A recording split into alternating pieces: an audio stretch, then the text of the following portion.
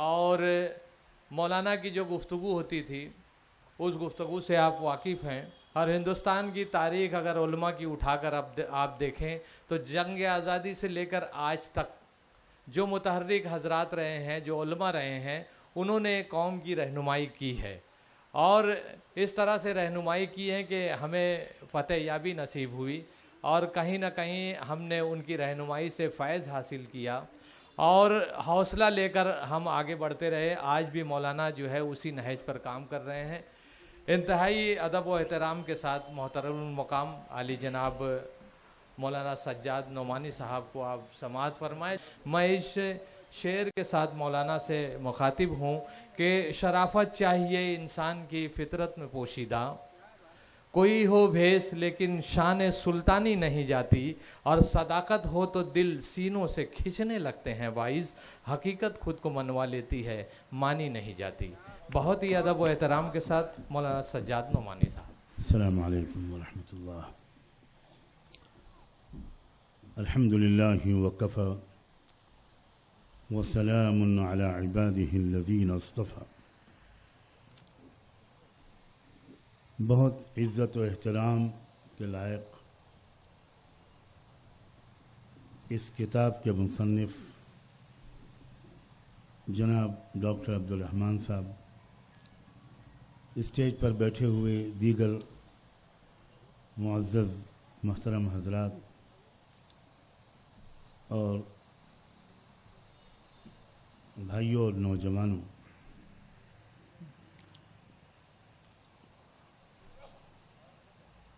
میں سب سے زیادہ شکر گزار ہوں ایڈوکیٹ کرن، کیا نام ہے ان کا، چنے صاحب کا، کہ انہوں نے وہ بات کہی جس کے سننے اور کہنے کے لیے میں اپنی باری کے انتظار میں تھا۔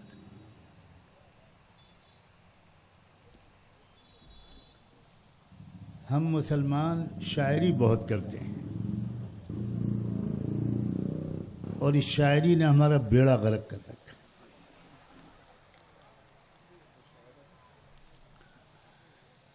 شاعر کبھی پریکٹیکل نہیں ہوتا، اور جو پریکٹیکل ہوتا ہے وہ شاعر نہیں ہوتا۔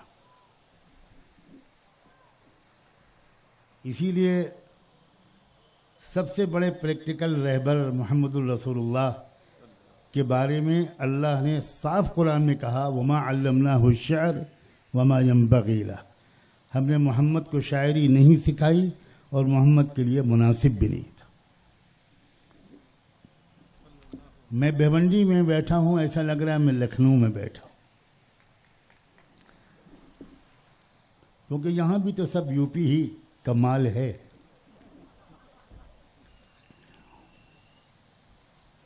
لوگ اپنے میکہ اور سسرال تو چھوڑ کر آ جاتے ہیں، لیکن اپنی عادتیں چھوڑ کر نہیں آتے۔ دیکھیے، ایک آئیڈیلسٹک سچویشن ہے، کیا ہونا چاہیے، جو بات جناب عبدالرحمن صاحب نے بڑی طاقت کے ساتھ رکھی تھی، اور ایک یہ بات ہے کہ اس آئیڈیلسٹک گول تک ہم اس وقت کی اس وکسنگ سچویشن کو سامنے رکھ کر کیا اسٹریٹجی بنا سکتے ہیں، کیسے پہنچ سکتے ہیں ہم اس گول تک اسٹیپ بائی اسٹیپ۔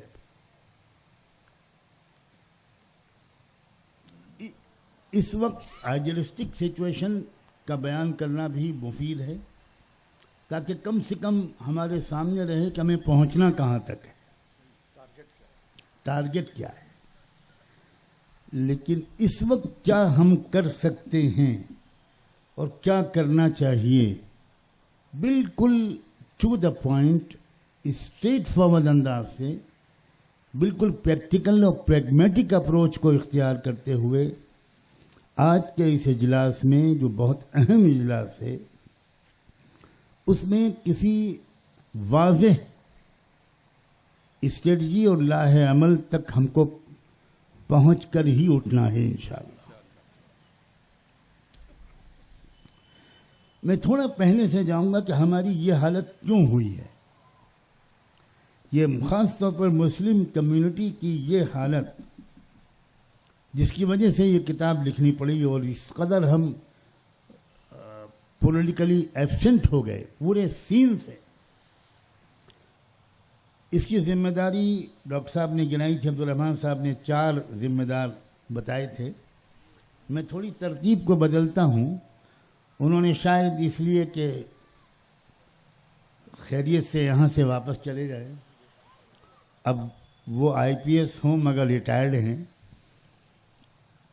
لیکن میں بہت عادی ہو چکا ہوں دھمکیوں کا، اس لیے میں کہتا ہوں کہ چوتھا ذمہ دار جو انہوں نے بتایا تھا مسلم سماج کو، وہ اصل میں پہلا ذمہ دار ہے.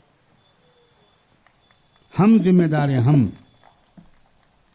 RSS ذمہ دار نہیں ہے، وشو ہندو پریشد ذمہ دار نہیں ہے، بجرنگ دل ذمہ دار نہیں ہے، کانگریس ذمہ دار نہیں ہے، کوئی پولیٹیکل پارٹی ذمہ دار نہیں.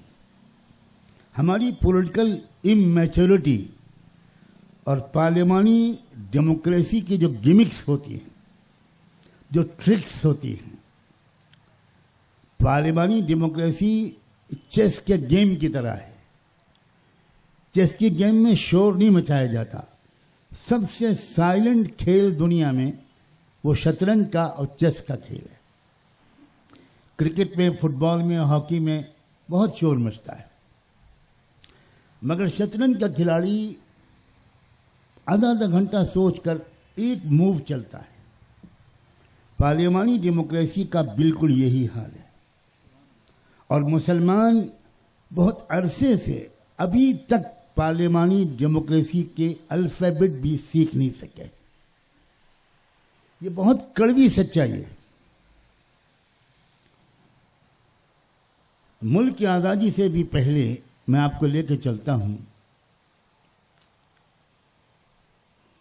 اور ملک کی آزادی کے فوراً بعد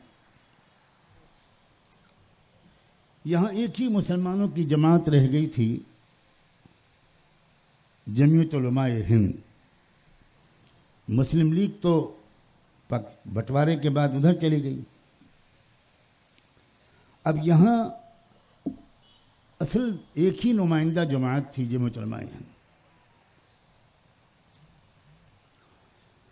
آزادی کی لڑائی میں جمعیت علماء ہند نے کانگریس کے ساتھ مکمل شمولیت، انکنڈیشنل، یہ لفظ بہت اہم ہے، غیر مشروط شرکت کا فیصلہ کیا تھا، بلا کسی شرط کے. جمعیت علماء ہند کے اندر اس کے فاؤنڈرز میں سے ایک تھے مولانا ابو المحاسن محمد سجاد صاحب. افسوس خود جمعیت علماء ہند کے حلقوں میں ان کی شخصیت کا تذکرہ بہت کم ہوتا ہے. وہ بانی تھے جمعیت علماء ہند کے. جب یہ بحث چلی تو جمعیت علماء ہند کی ورکنگ کمیٹی میں مولانا ابو المحاسن محمد سجاد صاحب نے بڑے زور کے ساتھ یہ رائے رکھی کہ ہمیں اس طرح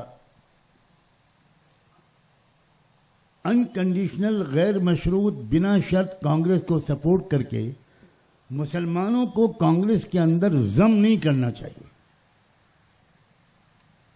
ہماری اپنی ایک پولیٹیکل طاقت ہو، اور وہ پولیٹیکل طاقت ہماری نگرانی میں کانگریس کے ساتھ سمجھوتا کرے.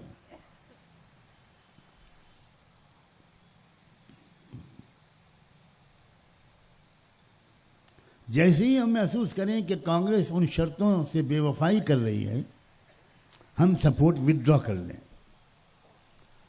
ہمارا ایک پریشر بنا رہنا چاہیے، ورنہ اگر ہم نے اسیمیلیٹ کر دیا اپنے آپ کو، اپنے وجود کو ان کے اندر ضم کر دیا، تو پھر سینکڑوں سال تک انڈین مسلمز وہ کبھی بھی اپنے حقوق کو حاصل نہیں کر سکیں گے.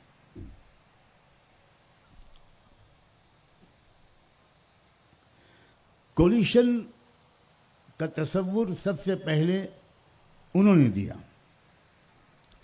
الائنس کا تصور سب سے پہلے ایک عالم دین مولانا ابوالمحاسن محمد سجاد صاحب نے دیا. لیکن یہ ایک افسوسناک تاریخی حقیقت ہے کہ ان کی وہ تجویز اس وقت جمعیت علماء کی قیادت منظور نہیں کر سکی.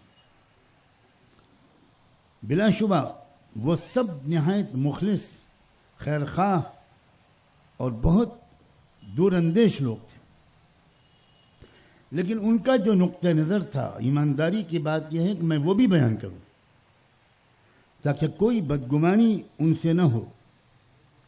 ان کا کہنا یہ تھا کہ اگر ہم مسلمانوں کی الگ پارٹی بنائیں گے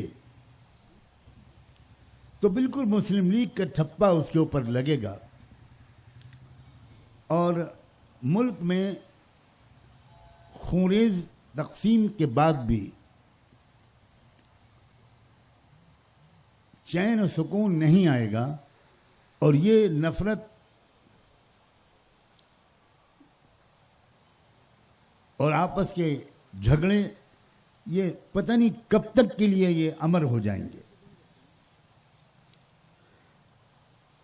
مولانا ابوالمحاسن سجاد صاحب نے مجبور ہو کر اپنے اسٹیٹ بہار میں جا کر اسی نقطہ نظر کا ایک تجربہ کرا کے دیکھا. انہوں نے وہاں کی جمعیت علماء کے انڈر میں ایک پولیٹیکل پارٹی بنائی جس کا نام تھا مسلم انڈیپینڈنٹ پارٹی. اس کے سربراہ تھے بیرسٹر یونس، جو لندن سے لا کی بیرسٹریٹ آف لا کی ڈگری لے کر آئے تھے، اور ان کی پارٹی مسلم انڈیپینڈنٹ پارٹی نے الیکشن میں حصہ لیا اور اس الیکشن میں آپ کو حیرت ہوگی کہ کانگریس کے بعد سیکنڈ لارجسٹ پارٹی بن کر Muslim independent party led by barrister Yunus ابری. برٹش گورنمنٹ تھی، 37 کے الیکشن کی بات کر رہا ہوں میں، تو گورنر نے قانون کے مطابق سنگل لارجسٹ پارٹی کانگریس کو پوچھا کہ کیا آپ سرکار بنانے کے لیے تیار ہیں. کانگریس کی بھی میجورٹی نہیں آئی تھی، وہ بڑی پارٹی ضرور تھی، تو کانگریس نے پولیٹیکل چال چلتے ہوئے انکار کر دیا کہ ہم گورنمنٹ بنانے کی پوزیشن میں نہیں ہیں اور ہم سرکار نہیں بنائیں گے.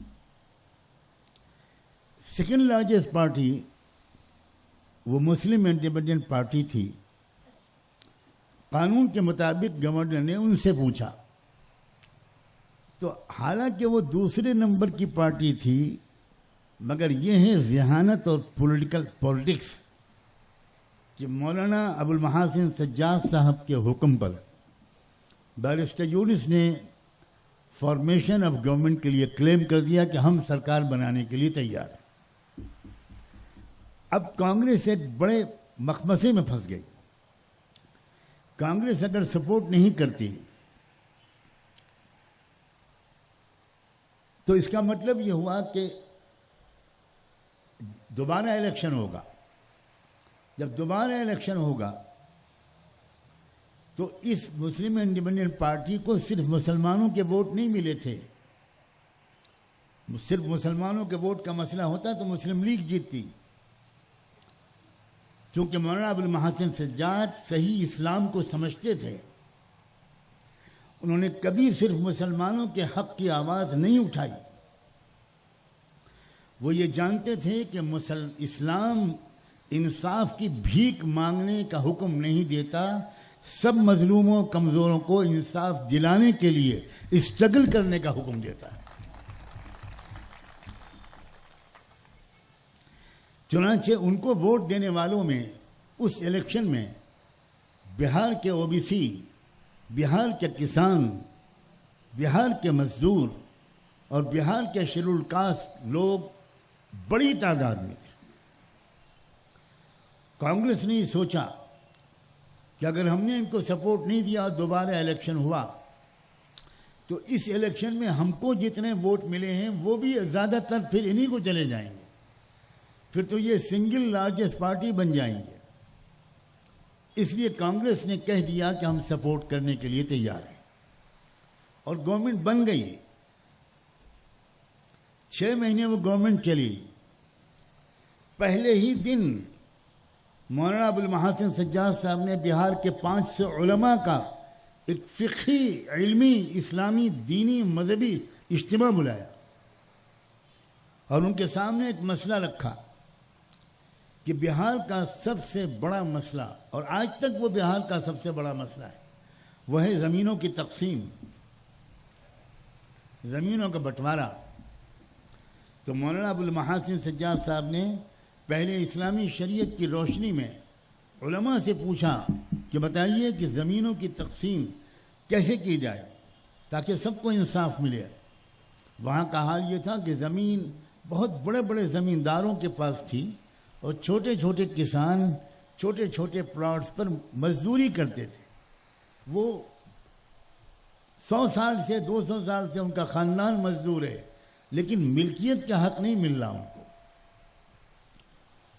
चुनांचे जो अगर उलमा यहाँ कुछ बैठे हों तो वो इशारे को समझेंगे कि हज़रत उमर रज़ियल्लाहु अन्हु ने इराक़ की ज़मीन के बारे में जो फ़ैसला किया था उसके रेफरेंस के साथ 500 उलमा ने यूनानिमसली ये फतवा दिया कि इन बड़े ज़मींदारों से ज़मीन ली जाए और छोटे छोटे किसानों में तकसीम की जाए और उनको मालिकाना हक दिया जाए। ये पहला बिल था जो असेंबली में पेश होने वाला था। इससे पहले और बिल पेश हो चुके थे उर्दू ज़बान के बारे में और दूसरी चीज़ों के बारे में। ये बहुत गंभीर बिल था। ये बिल इससे पहले कि असेंबली में पेश हो और कानून बने, एक्ट बने, कांग्रेस को ये खबर लग गई तो उसने सपोर्ट विड्रॉ कर ली और सरकार गिर गई। अब इससे आप समझिए कि हमने एक तो वो गलती की कि हमने कुली बनने का रास्ता इख्तियार किया, मुसाफिर बनने का रास्ता इख्तियार नहीं किया। स्टेशन पर एक मुसाफिर भी रेल का इंतज़ार करता है और एक कुली भी रेल का इंतज़ार करता है। मुसाफिर इसलिए इंतज़ार करता है कि वो रेल पर बैठकर अपनी मंजिल तक पहुंचेगा, और कुली इसलिए इंतज़ार करता है कि रेल आएगी तो वो किसी बाबू को उतार देगा और किसी बाबू को चढ़ा देगा। हम मुसलमान आज़ादी के वक्त से इलेक्शन की रेल का इंतज़ार कुली की तरह कर रहे हैं, मुसाफिर की तरह नहीं करते। हम इसलिए इंतज़ार करते हैं कि हम एक बाबू को उतार देंगे और एक बाबू को चढ़ा देंगे। जिसको उतारते हैं वो तो क्या मजदूरी देता, जिसको हमने चढ़ाया है आज तक उसने भी कोई मजदूरी नहीं दी। सवाल ही नहीं पैदा। इकबाल ने कहा था कि है जुर्म ज़ईफ़ी की सज़ा मर्ग मुफाजात। हम कमज़ोर होंगे तो भीख ही मांगना पड़ेगी। सिर्फ प्यारा, सिर्फ वादे, सिर्फ तिफ़ल तसल्लियाँ, सिर्फ झूठे वादे। आइडियलिस्टिक सिचुएशन बिल्कुल यही है कि हमारी अपनी सियासी ताकत होनी चाहिए जिसमें ये सारे कमज़ोर तबकात हमारे साथ बराबर के हिस्सेदार, शेड्यूल कास्ट लोग भी, ओबीसीज भी, सिख भी, क्रिश्चियंस भी, बुद्धिस्ट भी, सारे ही लोग, जितने लोग डिप्राइव क्लास के लोग हैं, जितने ऑप्रेस क्लास के और अनटचेबल्स हैं कॉन्स्टिट्यूशन की ज़बान में, ये इकट्ठा हों तो इनकी तो ओवरवेलमिंग मेजॉरिटी है मुल्क में। ये तो 85% हैं। मुसलमानों से बार बार कहा जाता है कि अक़लियत, अक़लियत, अक़लियत, अक़लियत। एक झूठी बात अगर दिन में 10 बार कही जाए तो एक बिल आखिर सुनने वाला उसको सच्चा मान लेता है। बहुत देर से आप सीरियस बात सुन रहे हैं, थोड़ा सा मुस्कुराइए, इसलिए मैं एक लतीफ़ा सुनाने जा रहा हूँ। मेरे जैसा एक मौलाना साहब एक बकरा खरीद कर लाए اور بڑی تمنائیں تھیں کہ انشاءاللہ آج بریانی کھائیں گے، کباب کھائیں گے، نہاری کھائیں گے. وہاں آپ جیسے کوئی 4 نوجوان بہت ذہین طاق میں تھے موقع کے. انہوں نے بھی بہت دن سے دعوت نہیں کھائی تھی، تو انہوں نے تھوڑے فاصلے سے اپنی پوزیشن سنبھال لی. اور مولانا صاحب جب بکرے کو لے کر آگے بڑھے تو ایک نے سلام کیا اور بڑے ادب سے کہا کہ استاد جی آپ کتا لے کر جا رہے ہیں، آپ کتا لے کر جا رہے ہیں، چی چی چی چی چی چی چی آپ اتنے نیک متقی پرہیزگار اور کتا. تو استاد نے ڈانٹا کہ تمہارا دماغ خراب ہے، اندھے ہو؟ ابھی بکرا منڈی سے بکرا لے کر آ رہا ہوں، دیکھ نہیں رہے ہو اس کے سینگیں کتے کے بھی کہیں سینگیں ہوتی ہیں. شاگرد بڑا مہذب تھا بھیمنڈی والوں کی طرح، وہ سلام کر کے الگ ہو گیا معافی مانگ کر. دوسرا نوجوان آگے آیا، اس نے اور جھک کر سلام کیا اور اس نے بھی کہا کہ استاد جی آپ کتا لے جا رہے، اگر کتا ہی لے جانا تھا تو ہمیں کہتے ہیں، آپ کے ہاتھ میں کتا نہیں اچھا لگ رہا. پھر استاد نے ڈانٹ کے بھگا دیا کہ یہ ہوا کیا ہے آج؟ اچھا بھلا بکرا لے کر آیا ہوں، کتا کتا کہہ رہے. اس کو وہ بھی چلا گیا بیچارہ. پھر تیسرا ملا، اس نے لکھنوی انداز کا سلام کیا اور بڑے ادب سے پھر یہ شکایت کی کہ حضور یہ کیا ہوا، یہ کتا آپ کیوں لے جا رہے ہیں؟ ہم لوگ مر گئے تھے، ہم سے کہتے ہیں آپ ہم پہنچائیں گے. اس کو بھی ڈانٹ کے بھگا دیا. چوتھا آیا تو اس نے حیدرآبادی سلام کیا، بہت ہی جھک کر تقریباً رکوع کی پوزیشن میں جا کر. اور اس کے بعد کہا کہ قیامت قریب ہے. یہ اماں بتاتی تھیں آج یقین ہو گیا کہ قیامت قریب ہے. تو استاد نے کہا کہ کیوں بھائی؟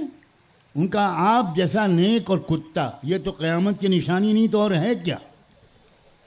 اب استاد کو شک ہو گیا کہ سم تھنگ از رانگ، کچھ نہ کچھ گڑبڑ ہے، موتیا بند بہت بڑھ گیا ہے. میں کتے کو بکرا سمجھ رہا ہوں. تو انہوں نے پھر وہ بکرے کو ڈھکیل دیا کہ دھت. اب وہ چاروں نے پکڑا اور لے گئے اور قبلہ رو لٹایا، بسم اللہ اللہ اکبر. اور پھر بہت عمدہ دعوت ہوئی بھیونڈی کی دعوت کی طرح. یہ کیا کہا جاتا ہے کہ اقلیت اقلیت اقلیت اقلیت. یہ کون احمق لوگ ہیں جنہوں نے یہ مان لیا کہ ہم اقلیت میں؟ ایبسلیوٹلی جھوٹ ہے یہ.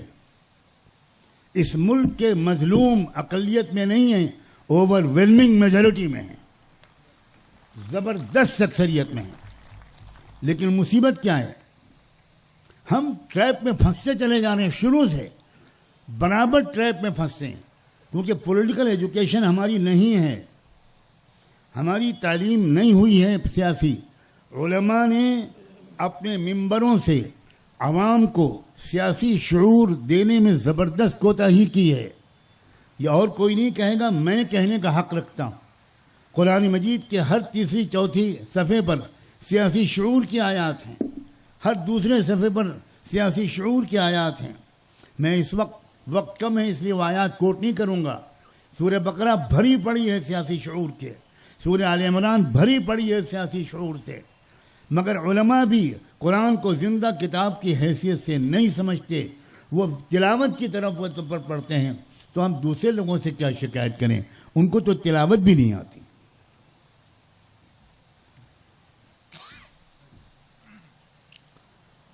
اس ملک میں مظلوموں کی اکثریت ہے، اور اس وقت ہم جس وقت ہسٹری کے جس موڑ پر بیٹھے ہیں اس میں ایک بہت ہی پازیٹیو بات ہے، اور وہ یہ ہے کہ ان کمزور طبقات، ان آپریس سے ڈپرائیو کلاسز کے اندر جاگروکتا اور بیداری پیدا کرنے کی بے شمار تحریکیں چل رہی ہیں. آدیواسیوں کے اندر، شیڈول کاسٹ جن کو لوگ دلت کہتے ہیں، شیڈول کاسٹ لوگوں کے اندر، ٹرائبل لوگوں کے اندر، سکھوں کے اندر، بدھسٹوں کے اندر، او بی سیز کے اندر. ابھی کل میرے پاس ایک ایسا او بی سی لیڈر آیا تھا جس کے 17 اسٹیٹس میں زبردست تحریک او بی سیز کی چلا رہا ہے وہ. اور ہو سکتا ہے کہ مدھیہ پردیش کے الیکشن میں اس تحریک کا ایک زبردست اثر پڑے. مسلسل میں پورے ملک میں اپنی اچھی خاصی بیماری کے باوجود کثرت سے ٹریول کر رہا ہوں. آج مجھے تقریباً 26-27 دن ہو گئے میں سفر پہ نکلے ہوا ہوں, اور اس وقت بھی 2 دن کے بعد پھر سفر پہ چلا جاؤں گا.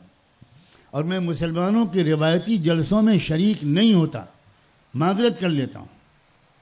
وہ جلسے جو زمینی حقیقتوں سے تعلق رکھتے ہیں, جہاں ملک کے کمزوروں کو انصاف دلانے کی بات ہو اور ایک ٹھوس اسٹریٹجی کے ماتحت ہو, محض جذباتی تمناؤں سے بھری کوئی تقریر نہ ہو, اچھا ہوم ورک کر کے, گراؤنڈ پر سوشل ورک کر کے, سوشل ریلیشنز بنا کر, انہی سب اکائیوں کو آر ایس ایس نے آپس میں ایک دوسرے سے لڑا دیا. میں پچھلے 3 سال سے 1.5 لاکھ کے مجمع میں اس بات کو چیلنج کر رہا ہوں کہ کوئی آ کر ثابت کرے کہ اس دیش میں میجورٹی ہندوؤں کی ہے, آئے اور مجھ سے بحث کرے. میں بند کمرے میں بھی بحث کے لیے تیار ہوں, کیمرے کے سامنے بھی بحث کے لیے تیار ہوں, اور ہزاروں سوشل سائنٹسٹ لوگوں کے سامنے بھی بحث کے لیے تیار ہوں. یہ بالکل جھوٹی بات ہے. یہ اس ملک میں ہندو میجورٹی میں ہیں, بدھسٹ ہندو نہیں ہیں, سکھ ہندو نہیں ہیں, کرسچن ہندو نہیں ہیں, لنگایت ہندو نہیں ہیں, شیڈول کاسٹ کے لوگ ہندو نہیں ہیں. کہاں سے میجورٹی ہو گئی ہندو؟ ان کو ہندو بنایا گیا ہے پولیٹیکلی, ریلیجسلی ہندو نہیں ہے وہ. اس کی سب سے لیٹسٹ مثال ہمارے ملک کی موجودہ راشٹرپتی پریزیڈنٹ مرمو, وہ ابھی گئی ایک مندر میں درشن و پوجا کے لیے. کیا آپ نے سب نے وہ ویڈیو نہیں دیکھا کہ ان کے ساتھ جو سیکیورٹی پرسونل تھے, ان کے ساتھ جو 2 منسٹرز تھے جو برہمن تھے یا اپر کاسٹ کے تھے, ان کو تو مندر کے اندر گربھ گرہ میں جانے کی اجازت دی گئی, لیکن president of India, head of the state, commander in chief of the arm forces, وہ باہر کھڑی رہی 15 میٹر دور, اور ہاتھ جوڑے وہ وہیں سے پوجا گیا, نمسکار کرتی رہی. اندر جانے کی اجازت نہیں دی گئی, حالانکہ ان کے کارڈ میں بھی لکھا ہوا ہے کہ وہ ہندو ہیں. اس کا مطلب یہ ہے کہ وہ پولیٹیکلی ہندو مانی گئی ہیں, مذہبی طور پر ہندو کسی آدیواسی کو ہمارے دیش میں نہیں مانا جاتا. لیکن مسلمانوں کو کچھ خبر نہیں ان چیز. مسلمان ہر نان مسلم کو ہندو سمجھتا ہے. یہ سب سے بڑی جہالت ہے مسلمانوں کی. پچھلے راشٹرپتی مسٹر رام کووند, ان کے ساتھ بھی یہ ہوا. وہ پوری کے مندر کے درشن کے لیے اتنا لمبا سفر کر کے گئے پوجا کے لیے, ان کو تو دروازے کے اندر نہیں داخل ہونے دیا گیا. He was not allowed to enter into the temple. He was pushed physically. ان کو دھکا دے کر باہر نکالا گیا. پریزیڈنٹ آف انڈیا کیوں؟ اس لیے کہ وہاں ایک بڑا سا بورڈ لگا ہوا تھا کہ non Hindus are not allowed. جو ہندو ہوگا وہ اندر جا پائے گا. تو اس کا مطلب یہ ہوا ہم مسلمان ٹوٹلی اپنے ملک کی سماجی ویوستھا سے ناواقف رہے. اس کا فائدہ اٹھایا ہے لوگوں نے. ہم نے بالکل سمجھا ہی نہیں اس ملک کی ریئلٹی کو. ہم اپنے سماج کو اگر نہیں سمجھیں گے تو کیا سیوا کر پائیں گے. لیکن میں فیوچر کے بارے میں بہت آپٹیمسٹک ہوں. اس کی وجہ یہ ہے کہ تحریکیں جو چل رہی ہیں ملک کے اندر زمینی سطح پر, جو لوگ ہمارے دیش کے حالات کو میڈیا کے ذریعے سمجھنے کی کوشش کرتے ہیں وہ کبھی دیش کو صحیح سمجھ نہیں سکتے. جو لوگ زمین پر سفر کر کے, ٹریول کر کے, گاؤں گاؤں جا کر, شہر شہر, قریے قریے پھر کر, عام لوگوں کے ساتھ بیٹھ کر وہ جو دیش کو جو سمجھنے کی کوشش کرتے ہیں وہی دیش کو سمجھ پاتے ہیں. ابھی جو بات بیان کی گئی کہ کانگریس کے بعض لیڈرز, میں کانگریس ایز اٹ از نہیں کہہ رہا ہوں, پوری پارٹی کو نہیں کہہ رہا ہوں, جان بوجھ کر یہ کر رہا ہوں. مسٹر راہل گاندھی یہ جو اب او بی سی کی بات کر رہے ہیں, یہ جو کاسٹ سینسس کی بات کر رہے ہیں جو کبھی کانگریس نے نہیں کی, وہ اس لیے کر رہے ہیں کہ انہوں نے پورے دیش میں بھارت جوڑو یاترا کے موقع پر یاترا کر کے دیش کو دیکھا پہلی بار. یہ لوگ ایئر کنڈیشن کمروں ہی میں پیدا ہوتے تھے اور ایئر کمروں ہی سے ان کی چتا نکلتی تھی. یہ کیا جانے دیش کو. لیکن اچھا ہوا کہ شہزادے عالی جناب نے پورے دیش کے پیدل سفر کی تکلیف اٹھائی. بہت شکریہ.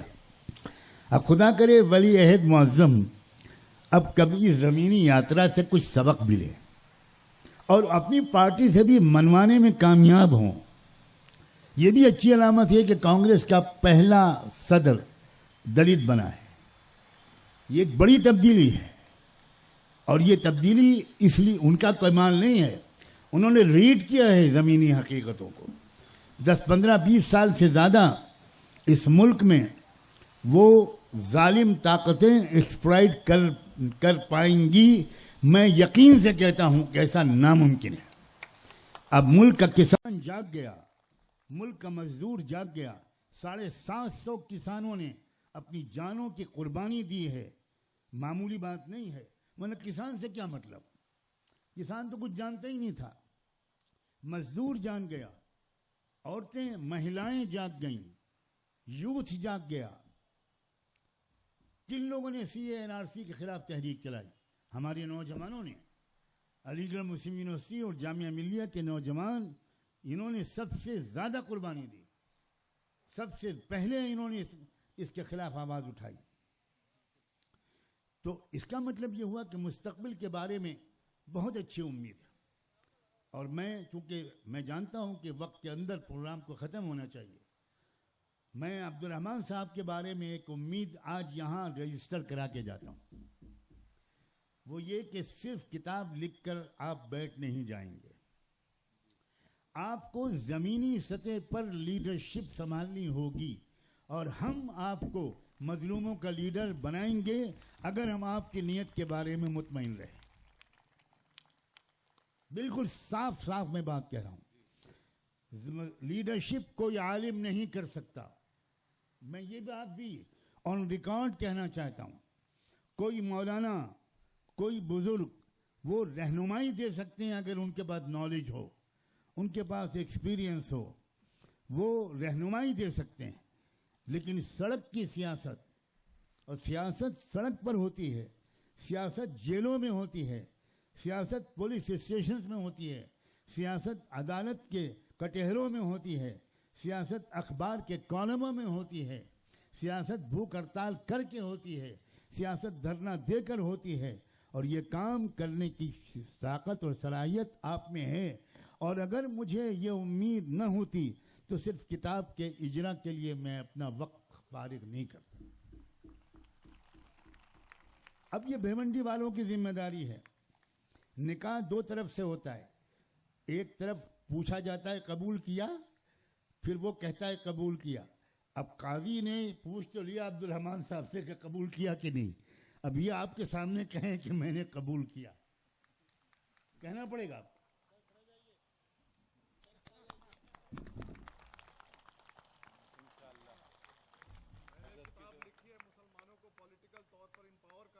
انشاءاللہ. اور مولانا نے جو کہا کہ پورے دیش میں آپ کو گھومنا پڑے گا سفر کر کے زمین کو سمجھنے کے لیے, میں بالکل سفر کروں گا اور بھارتی مسلمان جس رول میں مجھے دیکھنا چاہتا ہے اس رول میں میں آپ کے سامنے کھڑا رہوں گا انشاءاللہ.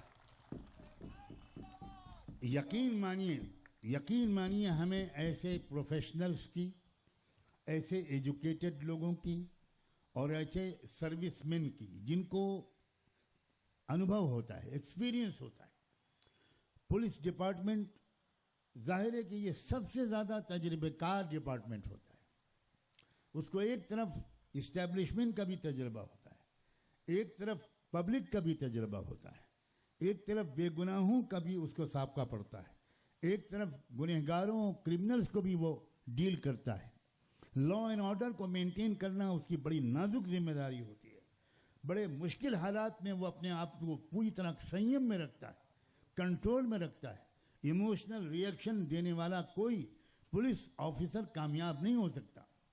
کوئی جج وہ کبھی بھی صحیح طور پر جوڈیشری کے فرائض ادا نہیں کر سکتا اگر وہ جذباتی ہو.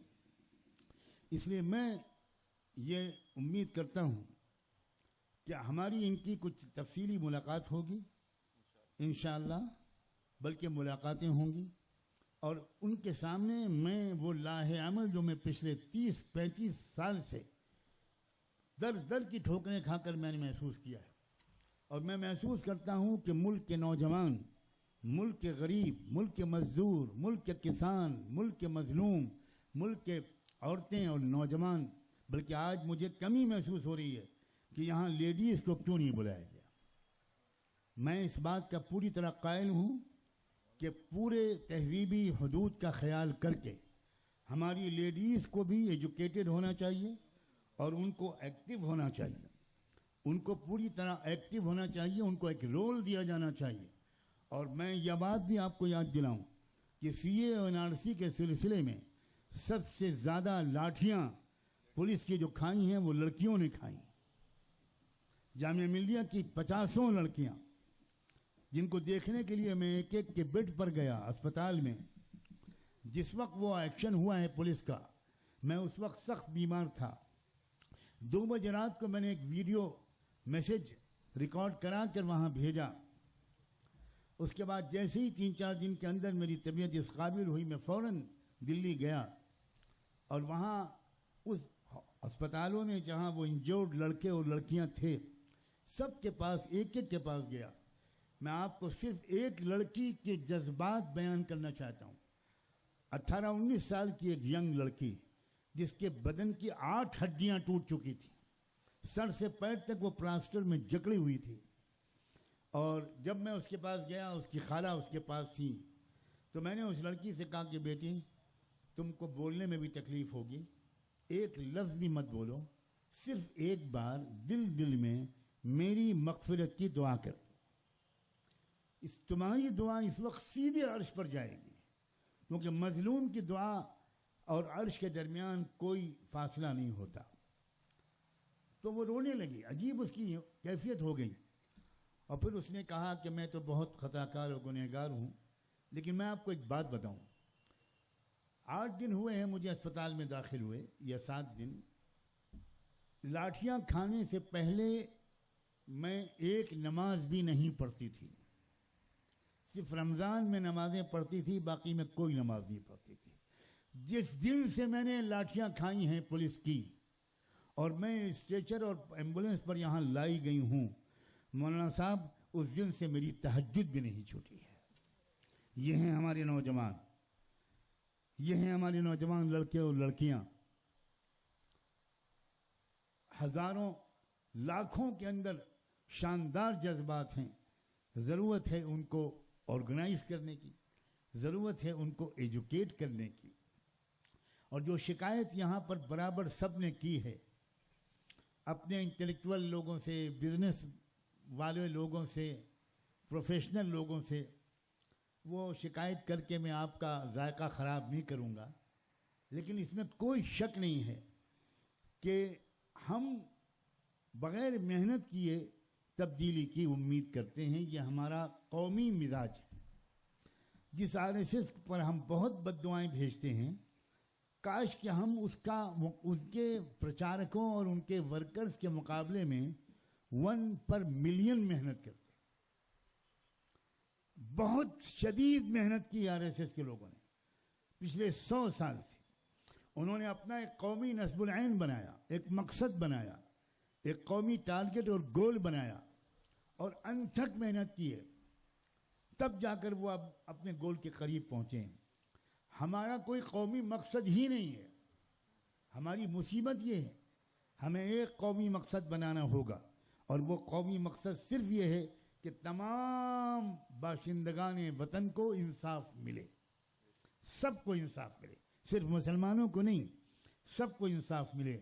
اس کے لیے ہم سب کو اپنے resources, human resources, financial resources, اپنی صلاحیتیں، اپنے ہنر، اپنی انرجی، اپنا وقت ڈیووٹ کرنا ہوگا۔ میں امید کرتا ہوں کہ اس کتاب کا یہی اصل پیغام ہے، اور اس کو آپ ایک ایک لفظ پڑھیں گے بھی، اور پڑھ کر انشاءاللہ ایک نئی تحریک آزادی اس ملک میں شروع کریں گے۔ بہت بہت شکریہ، جزاکم اللہ۔ ہلو، ابھی بیٹھے رہیں۔ مہمانوں گلپوشی